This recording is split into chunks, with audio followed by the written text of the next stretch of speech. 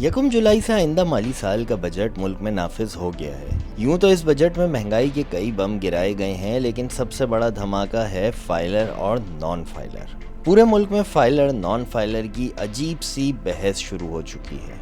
कोई कहता है नॉन फाइलर को सब्जी के साथ मुफ्त धनिया और पकोड़ों के साथ चटनी नहीं मिलेगी। कोई कहता है फाइलर की एक दिन की जिंदगी नॉन फाइलर की 100 साल जिंदगी से बेहतर है।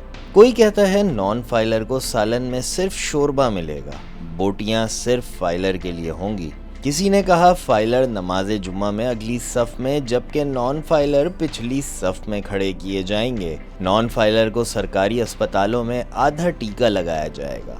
दोस्तों, ये तो हैं वो दिलचस्प मीम्स जो बजट के बाद अब तक सोशल मीडिया पर वायरल हैं, लेकिन हकीकत में हर दूसरा शहरी इस फाइलर और नॉन फाइलर के खेल में उलझा नजर आता है।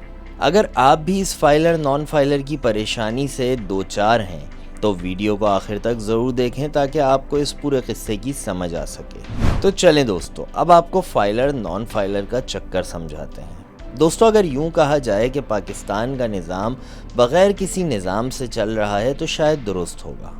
सोशल मीडिया पर एक मीम वायरल हुई थी कि हुकूमत टैक्स नॉर्वे वाले मांगती है और सहूलियात नारोवाल वाली देती है।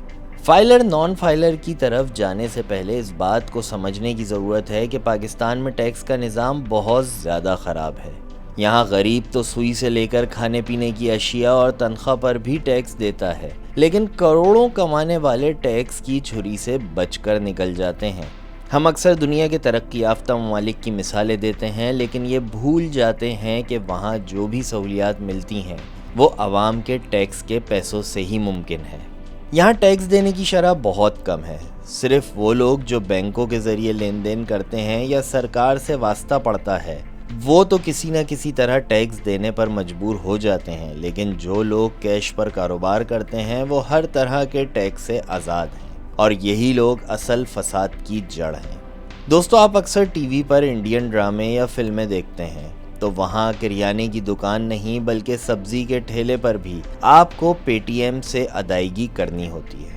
पाकिस्तान में सब्जी मंडी हो या राशन की दुकान, ज़मीन जायदाद की ख़रीदो फरोख्त हो या कोई भी लेन देन, सब कुछ कैश पर करने की कोशिश की जाती है।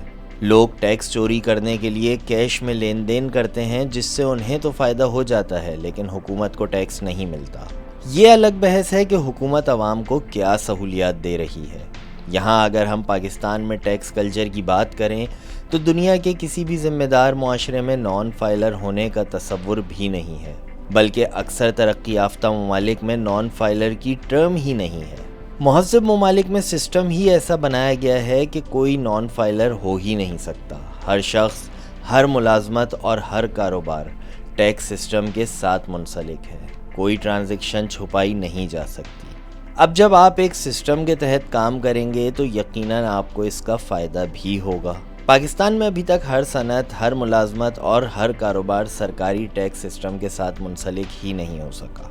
कई दहाइयों तक तो टैक्स रिटर्न्स फाइल करने का तरीका पेचीदा तरीन रहा ताकि टैक्स कंसल्टेंट्स की चांदी होती रहे। फिर ये अफवाहें भी फैलाई जाती रहीं कि फाइलर बनने के बाद हमेशा के लिए बंदा फंस जाता है। आज भी यही सोच आम है।